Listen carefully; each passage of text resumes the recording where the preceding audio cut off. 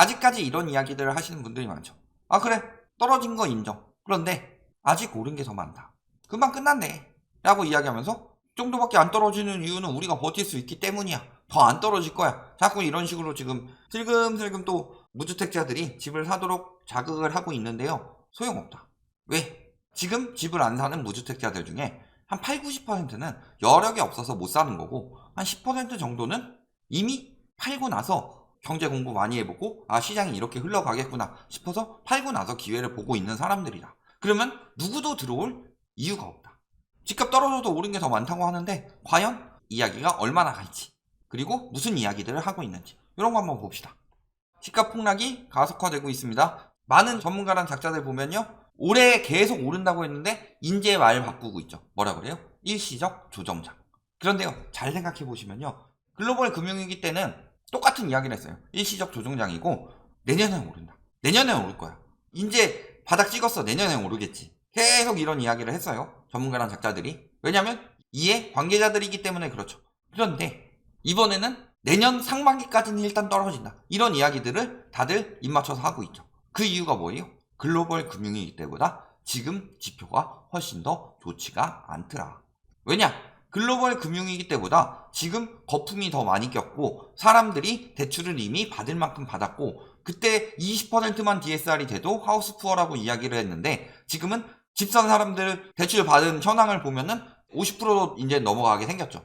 그러니까 섣불리 오른다는 말을 못하죠. 그리고 거래량도 그때보다 훨씬 박살이 나고 글로벌 금융위기 때보다 훨씬 더 위험하다. 지표만 봐도 답이 나온다. 글로벌 금융위기 때요. 금리 얼마나 올렸어요? 여기까지 올렸죠. 그런데 2.5%예요? 아 절반도 안 되네. 그렇게 보실 게 아닌 게 그때는 기저가 한 이 정도에서 이만큼 올렸다면 지금은 여기에서 이만큼 올린 거죠. 당시 한 2억 빌렸다고 치면요. 지금 한 10억 빌렸어요. 그랬을 때 2억 빌려서요. 2%에서 5%로 오른다. 이거랑 10억 빌렸을 때 1%에서 3%로 오른다. 올라간 건 여기가 3%로 더 높지만 이자 부담은 이쪽이 훨씬 더 세죠. 그런 것처럼 지금은 원금이 크기 때문에 금리 인상에 굉장히 크게 반응할 수밖에 없는 상황이고 거기다가 지금 집값은 너무 높아진 데다가 DSR로 대출도 막혔어요. 근데 DSR은 해제가 될 수 없는 거야. 그러면 어떻게 돼요? 하락은 계속 이어질 수밖에 없죠. 정상적인 가격이 될 때까지. 그런데도 이야기하면 뭐라 그래요? 수억 떨어져도 4, 5년 전에 비하면 2배다. 아, 그건 4, 5년 전에 산 사람들이고 저희가 뭐 2014년, 2015년에 산 사람들한테 아 당신들 거품 잔뜩일 때 샀습니다. 집값은요 IMF 이후 수준까지 떨어집니다. 이런 식으로 말한 적이 있어요? 4, 5년 전 이야기하는 거 일단 문재인 가기. 그러니까 이 가격으로는 절대 안 떨어질 것이고 아직도 오른 게 더 많다. 계속 이런 식으로 이야기를 하고 있죠. 그러니까 죽는다 하는데 주변에 있음. 이 주변 사람들이 그러겠지. 그래서 보면 어때요? 집값의 38% DSR 포함해서 신용대출에서 연봉 1억인 사람이 6에서 8억 선에서 매수를 했다. 그래서 금리 7, 8%는 완전 특수한 거고 은행 가도 3.7에서 4.5. 한국은행에서 얘기한 거 보면 4.76이에요. 물론 7월이니까 그 전보다는 이 정도 수준이라고 했는데 계속 금리 올라가고 있는데 괜찮다. 지금 벌써 이만큼 올랐어요. 이 이야기는 완전 벗어났다. 그러면서 뭐 못 버티면 전세 주고 나가면 되고 전세가 떨어지고 있고 지금 공실 많이 나고 있죠. 망했다 경매 넘어갔다 이런 사람들 거의 볼 수 없다. 이 주변에 없는 거고. 그리고 이게 무슨 영끌이에요. 연봉 1억짜리가 6에서 8억 산 게 영끌이다 라고 말한 적 없다. 최근 2, 3년이 영끌이 무슨 영끌이냐 하고 싶어도 못하는데 DSR, LTV 때문에 DSR 언제 적용됐죠? 작년 7월이에요. 그 전에 DSR 적용됐어요? 이금융권도 안 빌려준 지 2년 됐고 영끌하려면 러싱캐스에서 12%짜리 빌려야 되는데 몇이나 되겠느냐. DSR이요. 작년 21년 말 기준으로 47.6%라고 합니다. 누구 기준으로? 주담대 차주 기준으로. 그러니까 8천 넘으면 끼케야 3억도 빌리기 어려운데 뭔 영끌타냐. 8천 넘으면 끼케야 3억도 빌리기 힘드니까 여기저기서 끌어들어가지고 집 산 거예요. 8천 안 넘으면. 연봉 8천 넘는 사람들이 우리나라에 그렇게 많았나? 연봉 8천 넘는데 집 없는 사람들이? 우물한 개구리라고 하죠. 지 주변에 연봉 1억인 사람이 보통 6에서 8억 선매 산 사람 한 명 있을 거예요 아마. 주변에 잘 알지 못하고 누가 집 샀다더라 6억에서 8억 정도 집 되는 사람 그 사람 연봉이 얼마래 한 1억 정도 될 거야. 이런 사람들 한 명 알고서 본인이 우물 안에서 다 아는 것처럼 하다못해 바다는커녕 개울도 안 가봐놓고 우물 안에 있는 사람들이 아 내 주변 사람들은 괜찮아. 그리고 본인은 연끌 잔뜩 땡겨놓고서 안 힘드니까 지금이라도 빨리 사줘 하면서 자꾸 이런 식으로 여기저기 블라힌데나 뭐 이런 데 가가지고 쓰고 있는 거죠. 갤러리 가서 쓰고 있고. 우리나라가 지금 굉장히 선동을 잘 당합니다. 그래서요 쉽게 선동당하고 쉽게 불타올라요. 예전엔 지역 감정 하나 하면 됐던 거를 요즘에는 뭐 남녀 감정 도장이라든가 MZ랑 세대 나눠가지고 세대 갈등 조장이랑 지금처럼 세대 갈등이 심한 적이 없었죠. 그 다음에 지금처럼 남녀 갈등이 심한 적이 없었죠. 또 뭐 있어요? 자산 갈등. 벼락거지라고 해가지고 선동하니까 이쪽에서는 신나가지고 벼락거지라고 막 몰아붙이다가 지금은 왜 무주택자들이 더 조롱하겠어요? 예전에 남 집값 떨어졌을 때 그렇게 조롱하고 살았었냐 무주택자들이? 아니에요. 니들이 먼저 시작한 거지. 그러니까 이쪽에서 선동했던 것들 그대로 되돌려주고 있는 거고, 그러면서 지금 감정 싸움이 굉장히 심한 시기죠. 그러니까 자꾸 선동하려고 하는 거죠. 통하는 것 같으니까. 담합하는 것도 통했고. 아마 이런 것들 다 끝나고 나면요 굉장히 많이 인식이 바뀔 겁니다. 특히 자산 갈등에 대해서는 인식이 굉장히 크게 바뀔 거다. 그러면서 친구 셋 2년 전에 서울집 구매했는데 대출 3억에 얼마, 월 상환금액 120만원, 잘 먹고 잘 사는 중. 자, 2년 전에 서울 구매할 수 있는데 대출 3억으로 됐다. 그럼 자산이 엄청 원래 많은 사람이죠. 연끌 아닙니다.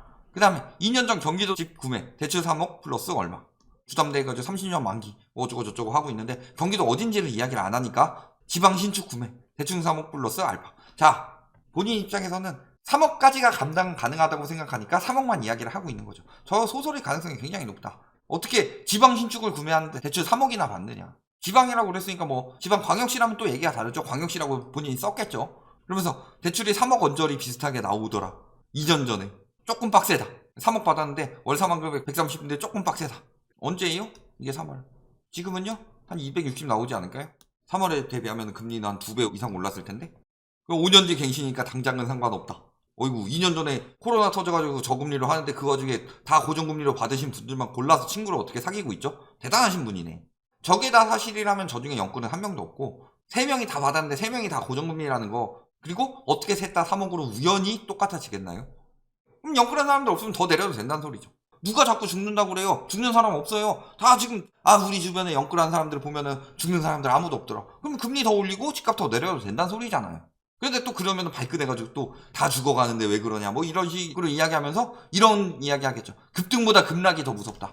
급등보다 급락이 더 무서운 이유는요, 급등했기 때문에 그런 거예요. 급등했던 그 여파가 급락 때 나오는 거지 급등할 땐 모른다.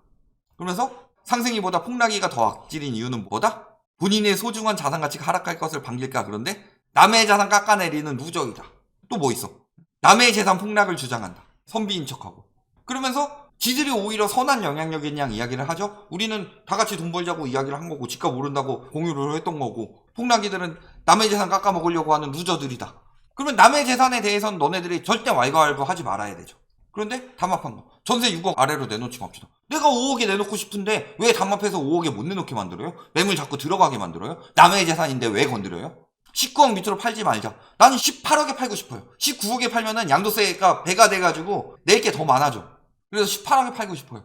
그런데 19억 밑으로 팔지 말자고 해놓고 막 얘기해가지고 매물 내리고 그래요. 남의 재산인데 왜 건드려요? 남이 18억에 팔든 15억에 팔든 2억에 팔든 무슨 관계예요?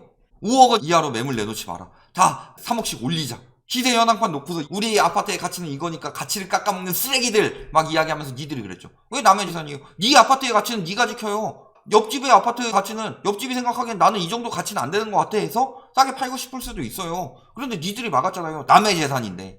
왜 니들이 남의 재산 함부로 팔지도 못하게 만들고 함부로 전세도 못 놓게 만드냐. 싸게 내놓으면 싸대기 맞는데요. 남의 재산인데. 또 싸게 내놓으면 신상공개하자. 최근에 헐값에 팔아버린 사람 누구냐. 무책임하게 남들에게 피해. 자기 재산을 자기가 처분하는데 왜 남들이 신경을 써요? 남의 재산인데. 저 또라이들은 몰라요. 사이코패스들이에요. 지들한테 피해주는 건 죽일 놈이라고 하면서 지들이 남들한테 피해주는 건 당연하다 생각한다. 감정이 결여된 사이코패스들이죠. 저딴 데다 글 올리고 남의 재산 이야기하는 인간들은 필시 딴 데 가서 다 저짓거리 하면서 왜 남의 재산 피해주냐. 남의 재산이라는 이야기 왜 나오겠어요? 저 인간들이 이 인간들이지. 왜 그러면 니들은 상가격에 안 팔고 남의 재산 더 뜯어먹으면서 비싸게 팔아먹으려고 하냐. 심지어 부동산 불매운동. 못 팔게 한 건 그렇다 칩시다.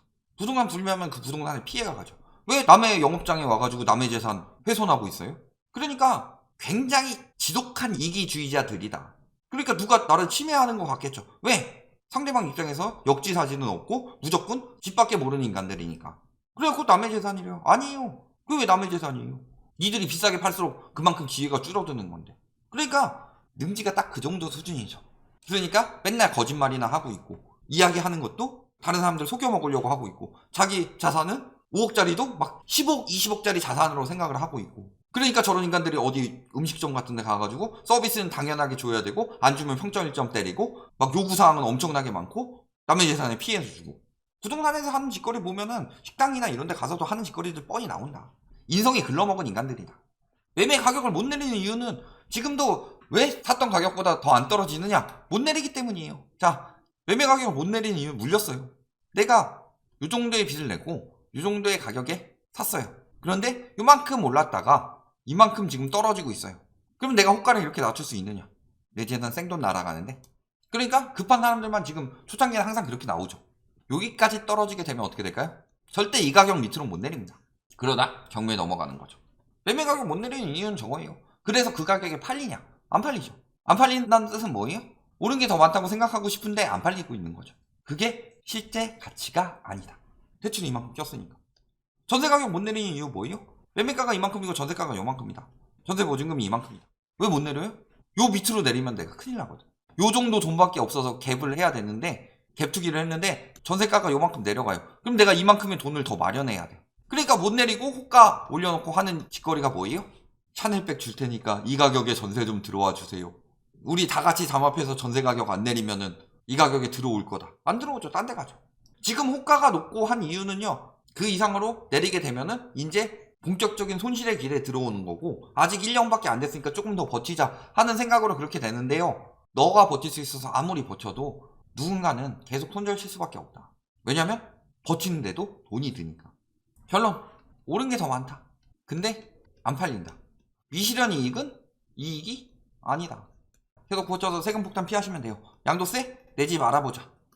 양도소득세이기 때문에 소득이 있어야 나가는 건데 그보다 더 떨어지면 양도세 안 내도 되죠. 양도세 안 내실 분들 앞으로 많이 나올 거다. 여기까지 말씀드리겠습니다.